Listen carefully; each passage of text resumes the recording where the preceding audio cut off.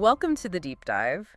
Today, we're really digging into something important in healthcare and particularly relevant for workers' compensation, migraines, and specifically the medications used to treat them, how much they're used, and what they cost. Yes, it's a fascinating area. We're looking at an analysis from Healthy Systems today called a splitting headache, trends in migraine therapy. Right. And our mission, really, for you listening, is to understand the big shifts happening in migraine treatment and especially, what's driving the changes in medication use and spending, particularly within that workers' comp space. Absolutely. And, one of the first things that jumps out is just how rapidly things are evolving. A huge part of that is a newer class of drugs that's really come onto the scene. Okay, let's get right into that. The Healthy Systems article talks a lot about CGRP antagonists. For those of us maybe not in the weeds daily, what are these exactly? Sure. CGRP stands for calcitonin gene-related peptide. So these are receptor antagonists. Basically, think of CGRP itself as maybe a key that helps trigger migraine pain. These drugs, they block the keyhole. Ah, okay, so they stop the process, ideally. Exactly. Either prevent it or stop it. The first one got approved back in 2018, and we've seen quite a few more join the market since then. And the Healthy Systems analysis makes it pretty clear these aren't cheap medications. They come with a significant price tag, don't they? Oh, definitely. They're expensive. And their increasing use is a direct driver behind the year-over-year jumps we're seeing in, well, both the cost per prescription and the overall cost per claim for migraines and workers' comp. And the outlook is that this trend continues. It looks set to continue upwards. Now, here's something interesting. The article, A Splitting Headache, highlights a big reason for this increased use seems to be new recommendations. Precisely. The American Headache Society updated their treatment guidelines in March of last year, so March 2024, and a really key change was positioning these CGRP antagonists as a first-line option for preventing migraines. First line, that's a major shift. It is, and that official recommendation is definitely fueling more prescriptions for these drugs. So let's talk numbers. What does this look like on the ground, specifically in workers' comp, as Healthy Systems points out? Well, the Workers' Compensation Research Institute, WCRI, they've got some telling data. Between 2021 and 2023, they saw the average payment per workers' comp claim for migraine meds go up in, get this, 23 states. Wow, 23. Yeah. And nationally, migraine drugs make up about 3% of the total pharmacy spend in workers' comp. But, in some states, it's much higher, anywhere from 7% up to maybe 15%. That's a pretty big slice of the pie in those states. And the article, A Splitting Headache, calls out California specifically. It does. California's workers' comp system saw, between 2018 and 2023, a fourfold increase in just the number of migraine prescriptions, but the spending, that went up eightfold in the same time frame. 8 times the spending. That's staggering. It really is. A huge jump, and it happened fast. And we can directly link this spending surge back to those CGRP antagonists that Healthy Systems is focusing on. Absolutely. A splitting headache points to 6 specific CGRP drugs as the main drivers here.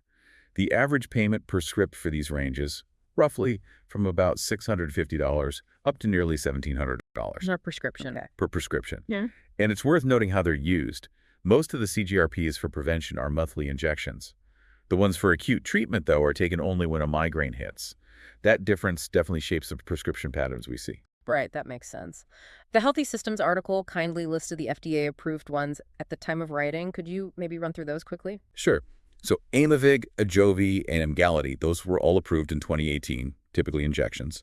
Then came the oral tablets, Ubrelvy in 2019, and Nurtec ODT, that's an orally disintegrating tablet, in 2020. Okay. Also in 2020 was Yepti, which is an IV infusion.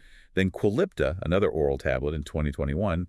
And the most recent one listed was Zavzpret, a nasal spray, approved in 2023. That's quite a few in a relatively short time. And A Splitting Headache noted some have had a bigger cost impact than others. That's right. According to the Healthy Systems data, Nurtec ODT, Ubrelvy, and Aimovig made up the bulk of the spending over the last 3 years or so. Though Qulipta, the article notes, has been gaining more ground in the past year. Okay, let's bring this firmly back into the workers' comp world. Why is this such a relevant issue there, as the Healthy Systems piece explains? Well, as A Splitting Headache highlights, workplace injuries themselves can actually cause migraines or make existing ones much worse. Yeah. Think about traumatic brain injuries, for instance. And that's crucial because migraines can seriously slow down an injured worker's recovery, impact their ability to get back to work, and just hurt their overall productivity. It's a significant factor. For anyone listening who maybe doesn't deal with migraines personally, how are they actually defined? What makes it a migraine versus just a bad headache? Good question. The National Institutes of Health describes them as, well, much more than just a headache. They involve powerful, often throbbing pain, moderate to severe, and they tend to recur. Sometimes they come with an aura, like visual changes, fatigue, nausea, even vomiting. So a whole cluster of symptoms. Exactly. And the Healthy Systems article mentions there can be genetic factors, plus various triggers, things like hormonal changes, stress, environment, even some other medications. And how are these CGRP drugs thought to work against that? What's the The mechanism? main theory is that people prone to migraines have higher levels of the CGRP peptide floating around. So these antagonist drugs, they step in and block CGRP from doing its job, which seems to interrupt that whole migraine process. It's important to remember, though, as the Healthy Systems article also points out, not everyone with migraines needs these newer, often more expensive drugs, Oh, right? absolutely not. For many people, lifestyle changes can make a huge difference. Things like identifying and avoiding triggers, dietary adjustments, maybe supplements, yoga, acupuncture. These non-drug approaches can be really effective for some. But for those who do need medication, it sounds like there's a range of options. Healthy Systems breaks them down into preventive and acute. Yes, and that's a key distinction. Preventive meds are taken regularly, daily, weekly, monthly, to try and reduce how often migraines happen and how bad they are. Acute meds are the rescue treatments you take during an attack to stop the pain and other symptoms. Got it. So besides the CGRPS, what other drugs does Healthy Systems list as first-line options for prevention? Well, a splitting headache mentions several established classes. There are some blood pressure meds like candesartan and beta blockers, metoprolol, propranolol, those types. Also some anticonvulsants like topiramate, and certain antidepressants like amitriptyline or venlafaxine, Botox essentially. Plus, as we've said, some CGRP antagonists are now in that first-line preventive category too. And Healthy Systems is careful to point out potential issues with these, especially in workers' comp where people might be on other medications. Yes, absolutely critical. Side effects are always a concern, but drug interactions are huge here. For instance, those anticonvulsants can interact with opioids or antidepressants, which are common in workers' comp. Antidepressants themselves can interact with opioids too.